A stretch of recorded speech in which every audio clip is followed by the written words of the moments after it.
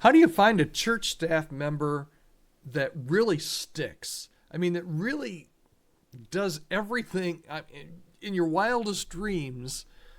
You can't imagine that you actually were able to make this hire. How in the world do you make hires like that at your church? Well, maybe you're in the middle of hiring. Maybe you're just thinking ahead, but this video is for you. You know, hiring the right person into your church is one of the most important things, one of the most important decisions you can make. And maybe you've made a bad hire in the past, and you know, adversely speaking, making a bad hire can be one of the worst mistakes you can make. A great hire can elevate your ministry. It can bring all kinds of fresh ministry. It can deepen the spiritual life of your church. And like I said, a bad hire, well, let's just say it can make your life a whole lot more complicated, a whole lot more difficult. So today, what I want to talk about with you is what you should be looking for in your next staff member. Now, obviously, let's start at the beginning, right? Skills matter. You know, if you're hiring a worship pastor, you probably want somebody that can actually sing and somebody that can lead a band. But beyond the technical ability, I mean, and what should you be looking for? Well, here are some things that I think are important, and these are some things that we've put in place in our hiring practices at Chemistry Staffing, and some of the things you will get if you decide to have me or one of our team members walk with you through a staff search. And here's the first one. You have to look at calling. And sometimes you have to look at calling even over credentials. I mean, yeah, experience, education, those things matter. But ministry is about calling. Is this person passionate about serving in the church? Do they feel called to your church and to your community? Or are they just looking for a job? You know, calling is really important, and maybe my generation looks at calling totally different than the current generation, or the generation that came before the current generation that came, whatever. You get it. Calling has changed over the years, and however you identify calling, however you want to define it, when you talk about calling, is their heart in the church? Is their heart in serving Jesus, or are they just looking for a job? I mean, you'll pick that up pretty quickly. Your little tingly radar will go off when somebody says something that makes you think, I wonder if they're just looking for a paycheck here.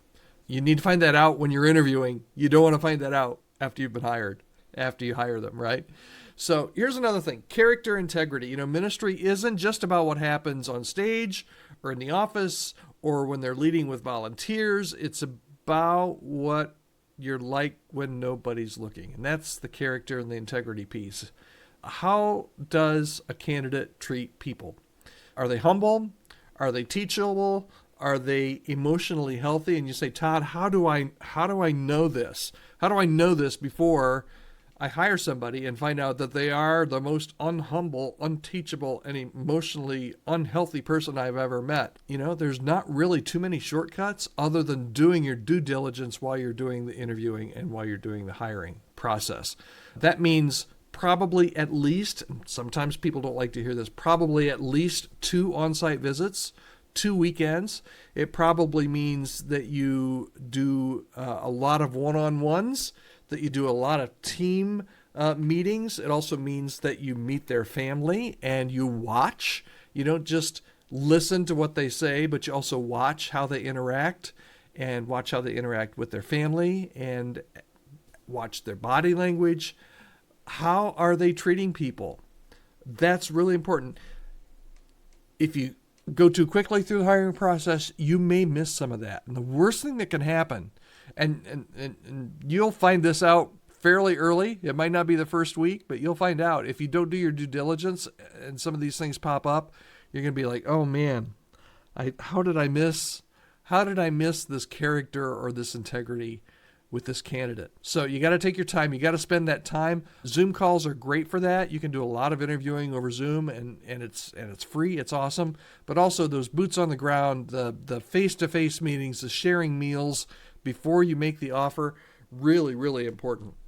Another important aspect, you can't hire in isolation. If you already have a team, Maybe it's a staff team, maybe it's a volunteer team, maybe it's your board or your elders. Don't hire in isolation. There has to be, in order for there to be what we call at Chemistry, a healthy long-term fit. And by that we mean that someone can serve on your church for 5 years or more. There just absolutely has to be chemistry on the team. You can hire the most talented guy or gal in the world, but if they don't fit your team, you're setting everybody on your team up for failure. And it's not just the person that you're hiring you're setting up for failure.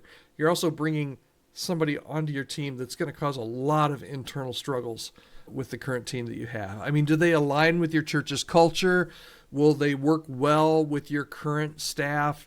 Those are all really, really important questions. And again, when you meet that person that you're thinking about hiring, you need to meet that. You can do some of this on Zoom, obviously, but when you meet in person, you got to give them some time with your team. And individually and with teams in general, watch how they interact when you put them in a room with 2 or 3 of your current leaders, and see if the chemistry's there. And then you do want to hire also for competency. I mean, Bill Hybels always used to talk. Can we say Bill Hybels? Are we allowed to say that anymore? BH used to talk about competency and character as well. We won't go into that. Competency and growth potential. I mean, can they actually do the job? And even more importantly, are they willing to learn and grow? Are they a know-it-all, or are they a learner? You know, some of the best hires that you can possibly make, now listen, because this might be a little counterintuitive. Some of the best hires, maybe the best hire that you could make for this next position, maybe somebody that you're trying to hire right now, might not be the most experienced person. It might be one that is really humble and really open to learning, and one that is really willing to develop and grow into a role at your church. Competency is vitally important, but you need to check that out as well. And then finally, is there a commitment to longevity? Ministry is not a stepping stone.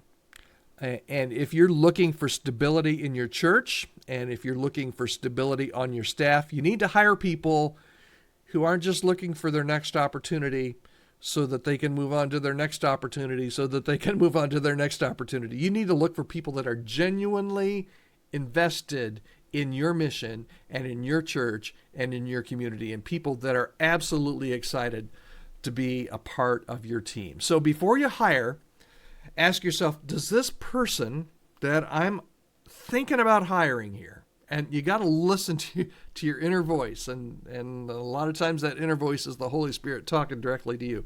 Before you hire someone, ask, does this person align with our values? Does this person align with our team and our mission? And what's their calling? Are they called to ministry? Do they just absolutely love Jesus and love serving people and love serving the church? How's their character? And how's the chemistry with their team? And here's a quick challenge for you as you go. If you're in a hiring season, if you're in the process of hiring somebody, take some time to really define your non-negotiables. I find that we work with churches. That's what we do. We find that a lot of times churches haven't thought through, and we'll work them through an exercise. I'd love to do that with you if it's helpful. How do you define your non-negotiables? What are the top 3 things that this next person that you bring on your staff absolutely has to have in order to be successful in your church? You know, clarity on the front end, it'll save you a lot of time and a lot of heartache later. Absolutely. Well, I'd love to hear your thoughts on this. Leave a comment down in the comments section. If you like this video, boop the like button there. That would be really helpful to us as well. And if you're not a subscriber, we have all kinds of content for you and your staff, and hopefully resources that will help you to find a healthy staff environment at your own church.